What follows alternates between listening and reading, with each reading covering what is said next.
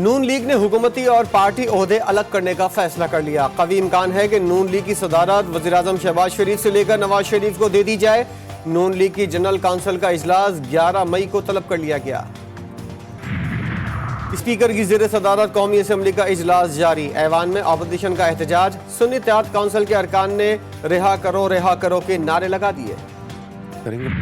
ایک جو ہے ہمارے پڑوسیوں سے ہاتھ ملائیں جو آپ کام کر رہے ہیں اس کے اوپر، آئی تھنک اس کے بھی جو ہے وہ بہت اچھے نتائج ہیں، انکلوڈنگ انڈیا میں سمجھتا ہوں، اور آپ یہ کر سکتے ہیں کہ انڈیا کے ساتھ بھی جو ہے معاملات کو ٹھیک کرتے ہیں۔ دوسرا جو اڈیالہ کے باسی ہیں ان کے ساتھ بھی آپ ہاتھ ملائیں، وہاں بھی معاملات کو جو ہے وہ بہتر کرنے اور وہ آپ کر سکتے ہیں۔ آئی تھنک یہ اگر بیسک چیز جو ہے ہو جاتی ہے تو میں سمجھتا ہوں کہ بہت جو ہے وہ بہتری آئے گی۔ کراچی کے تاجروں نے مسائل وزیر اعظم کے سامنے رکھ دیے ہیں۔ وزیر اعظم کو اڈیالہ جیل کے باسی اور بھارت سے ہاتھ ملانے کا مشورہ۔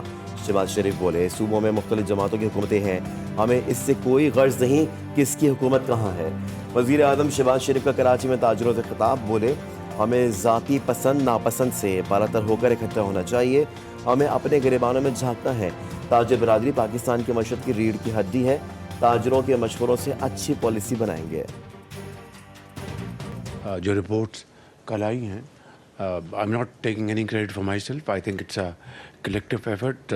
Part of the credit goes to the interim government. اور اب ہماری جب سے یہ 4 مارچ ہماری گورنمنٹ مارچ سے وجود میں آئی تو آپ کے ساتھ مشاورت کے ساتھ ہم انشاءاللہ یہ سارے فیصلے کریں گے۔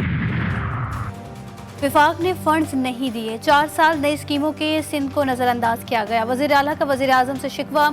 مراد علی شاہ نے کہا کہ وفاقی کابینہ میں سندھ کی نمائندگی زیادہ ہے، سمجھتا ہوں اب مسائل ترجیحی بنیادوں پر حل ہوں گے۔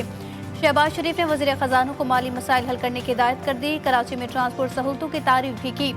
وزیر اعظم نے وزیر ٹرانسپورٹ کے اصرار پر 300 بسوں کے پول میں 150 بسیں دینے کا اعلان کر دیا۔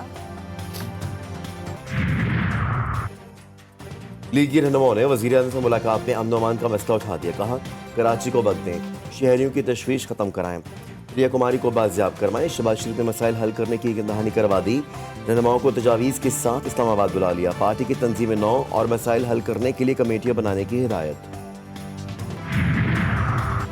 شہباز شریف حکومت کا اہم فیصلہ، مختلف تعیناتیوں اور آسامیوں کی تخلیق میں وزیر اعظم کا اختیار ختم، وزیروں، مشیروں، وزرائے مملکت اور سیکرٹریز کو اختیارات دے دیے گئے۔ وفاقی کابینہ نے سفارشات کی منظوری دے دی، مختلف وزارتوں اور ڈویژنز میں ماہرین کی تعیناتی کا پلان۔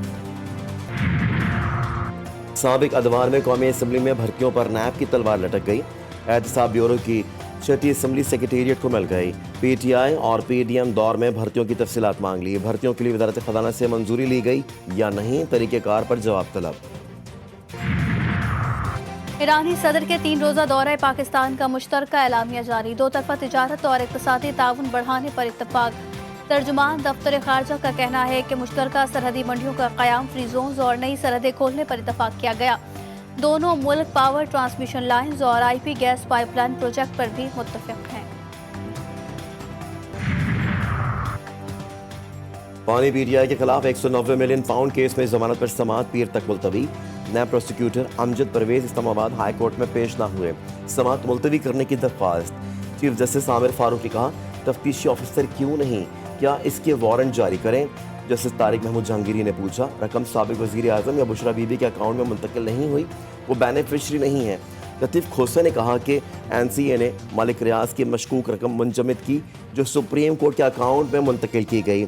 این سی اے کی شرط پر کابینہ نے اس کی منظوری دی تاکہ پیسے واپس پاکستان آ جائے۔ سپریم کورٹ میں فوجی عدالتوں میں ٹرائل کیس کی سماعت، اٹارنی جنرل نے بتایا کہ عید پر 20 ملزمان رہا ہو کر گھر جا چکے، متفرق درخواست کے ذریعے رہائی پانے والوں کی تفصیل جمع کرائی ہے۔ جسٹس جواد ایس خواجہ کے وکیل نے بینچ پر اعتراض اٹھا دیا، عدالت نے 9 رکنی لارجر بینچ کی تشکیل کے لیے معاملہ 3 رکنی کمیٹی کو بھجوا دیا۔ ملٹری کورٹس کے فیصلوں کی نقول طلب، جسٹس شاہد وحید نے ریمارکس دیے کہ ہمیں پتہ تو چلے ٹرائل میں کیا طریقہ کار اپنایا گیا۔ اور ملک کے مختلف علاقوں میں بارشوں کے نئے سلسلے کی پیشگوئی، مغربی ہواؤں کا نیا سلسلہ آج رات ملک میں داخل ہوگا۔